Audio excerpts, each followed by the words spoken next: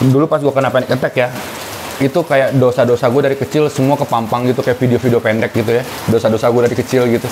Dan kecemasan itu setiap harinya tuh intens gitu, sering keliengan, sering takut pingsan, kok sesak napas, kok tiba-tiba perut berasa penuh gitu, telat makan sedikit keliengan, salah makan sedikit deg-degan.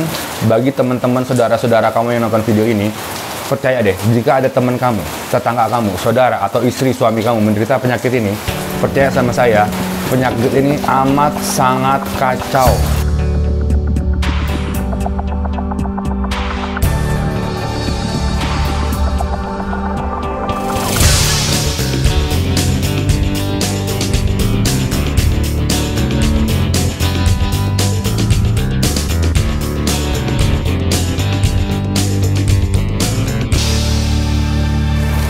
Oke guys, YouTube aku hanya menjelaskan soal anxiety dan GERD doang. Jadi kalau kamu mau tahu cara sembuhnya, mau tahu apa pengalaman aku untuk nyembuhin ini, bisa masuk ke YouTube aku, masuk ke playlist aku.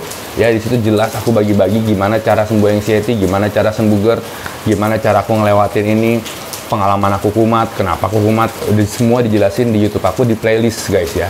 Masuk ke klik tulisan Rikubowo, masuk ke playlist, di situ akan jelas semua, kamu cari tahu semua ada di sana. Oke, kali ini gue mau jelasin apa itu anxiety dan apa itu GERD.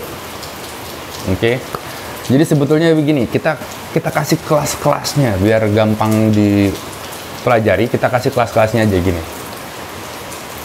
Tingkat terendah kamu gangguan lambung, ini kita bicara gangguan lambung dulu ya, adalah dispepsia fungsional.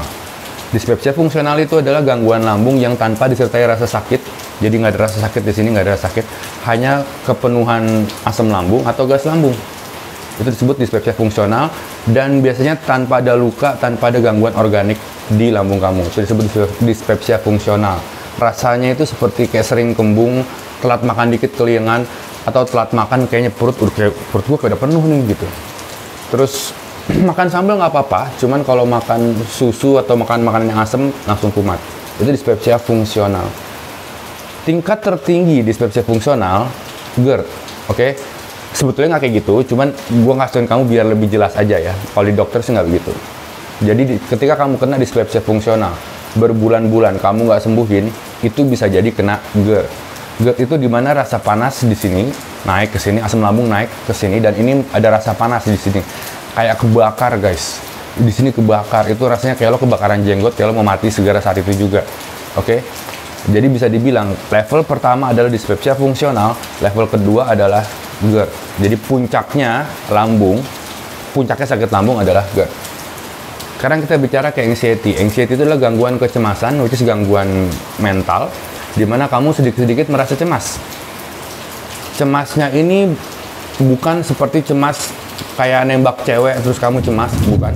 Atau seperti kamu diundang ke depan kelas untuk bicara, itu juga cemas. Cuman ini cemasnya lebih intens dari itu. Cemasnya kayak dikejar anjing, atau kayak kamu ngeliat pocong depan kamu, cemasnya seperti itu. Ya, itu disebut anxiety. Ini adalah bentuk level satunya. Jika kamu mengalami anxiety terus-menerus, lama-lama dia masuk ke level 2, ke level tertingginya, disebut panic attack. Oke? Panic attack itu lebih intens daripada si kecemasan ini. Dia udah kayak panik, dan biasanya kalau udah kena panic attack itu kayak badan kamu nggak bisa gerak gitu ya, kayak habis ngisep tembakau gorila. Jadi kalau dia diam aja gitu, gue bisa pulang nggak ya, nggak bisa pulang nih, nggak bisa pulang nih, nggak bisa pulang nih gitu. Terus kayak udah keringet jagung, rasanya bener-bener kayak mau mati guys. Yang gue alamin dulu rasanya kayak mau mati. Dulu pas gue kena panic attack ya, itu kayak dosa-dosa gue dari kecil semua kepampang gitu, kayak video-video pendek gitu ya, dosa-dosa gue dari kecil gitu. Terus biasanya orang yang udah kena panic attack, dia takut terkena panic attack lagi. Saking takutnya dia menderita anxiety disorder. Ngerti kan? Jadi dia cemas akan panic attack datang lagi. Dan kecemasan itu setiap harinya tuh intens gitu, ngebuat badannya jadi kaku, badannya jadi nggak santai karena tegang terus. Jadi orang yang kena anxiety disorder adalah orang yang selalu merasa waspada. Jadi kalau lagi diem ada suara kenting apa tuh gitu, langsung gitu kayak orang waspada. Dan gak hanya di orangnya, tapi seluruh badannya, seluruh organ di tubuhnya dalam keadaan tegang. Yang ngebikin tegang karena badannya tegang itu berarti semua saraf tegang, semua otot tegang, semua organ tubuh tegang, termasuk lambung. Karena lambung kamu tegang terus lambungnya, akhirnya dispepsia fungsional nggak sembuh-sembuh. Itu yang nggak bikin dispepsia fungsional kamu nggak sembuh-sembuh, karena kamu terus-menerus merasa tegang. Oke? Dan kadang kalau kamu nggak jaga pola makan, kamu nggak jaga pola hidup kamu, dispepsia fungsional tadi bisa berubah menjadi GERD.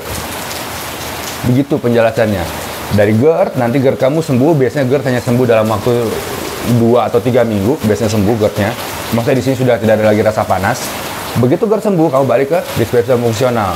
Jadi sudah tidak ada lagi rasa panas di sini. Cuman nggak ada rasa panas, cuman balik lagi ke sering keliengan, sering takut pingsan, kok sesak napas, kok tiba-tiba perut berasa penuh, gitu. Telat makan sedikit keliengan, salah makan sedikit deg-degan, kayak gitu. Itu dispepsia fungsional. Dan keadaan sensasi itu membuat anxiety kamu lebih parah lagi. Oke? Ngebuat kayak gue nggak sembuh-sembuh nih, kayak badan gue lemah nih, kayaknya masa depan gue berantakan nih. Oke? Dan ini anxiety yang seperti itu, kalau dibiarin suka timbul ke panic attack. Oke, begitu panic attack hilang, balik lagi ke anxiety, dan kamu takut panic attack datang kembali. Dan ya udah, akhirnya dispepsia fungsional dan anxiety ini terus nggak kelar-kelar. Oke, itu yang terjadi kepada kepada saya khususnya. Itu kenapa penyakit anxiety dan GERD itu sulit disembuhkan. Orang yang menderita itu sangat amat menderita setiap harinya. Dan cara sembuhnya ada di YouTube aku, di playlist YouTube aku. Kamu bisa nonton step by step dari part 1 sampai part 25 atau metode 4P dari part 1 sampai part 10. Silahkan ditonton, mumpung gratis guys. Dan itu tinggal dikerjain aja, atau bisa beli buku aku. Atau bagi yang males nonton YouTube, bisa masuk ke webinar aku yang biasa diadain setiap awal bulan. Aku juga udah punya yayasan namanya Anxiety Care Indonesia. Kamu bisa gabung di situ setelah kamu ikut webinar, atau bisa konsultasi pribadi sama aku. Nomor telepon Yuni, manajer aku, ada di deskripsi video ini. Silahkan dihubungi via WhatsApp. Pokoknya apapun yang kamu lakuin sembuh udah bisa, dan aku sembuh tanpa obat ya. Dan selama aku nyembuhin ini, aku nggak berhenti ngerokok dan nggak berhenti ngopi. Jadi kalau kamu suka cara aku, ikutin cara aku. Kalau mungkin kamu ada cara lain yang lebih bagus, silahkan ikutin cara mereka. Yang penting kamu harus sembuh, karena penyakit ini sangat menderita, sangat menghancurkan hidup kamu. Seriously, amat sangat kacau. Bagi teman-teman, saudara-saudara kamu yang nonton video ini, percaya deh, jika ada teman kamu, tetangga kamu, saudara, atau istri, suami kamu menderita penyakit ini, percaya sama saya, penyakit ini amat sangat kacau. Oke? Ada klien saya, Abri, dulu sempat berperang di mana-mana. Sekarang kena penyakit ini, dia takut ke mall. Saya dulu naik gunung sendirian, nginep di gunung, camping sendirian. Setelah kena penyakit ini, saya juga takut ke Alfamidi. Jadi emang ini penyakit mental yang udah dulu percaya sama gue deh, ini kacau, udah pokoknya kacau. Dan siapapun yang menderita ini sangat butuh bantuan kamu. Tolong jangan dikecil-kecilkan, tolong jangan dibilang, oh cemas gitu aja, cemas. No, cemasnya sangat intens. Apalagi kalau udah kena panic attack, itu kayak serius, kalau mau mati saat itu juga gitu. Oke guys, gue Ricky Bowo, semoga cepat sembuh, stay cool. Mantap.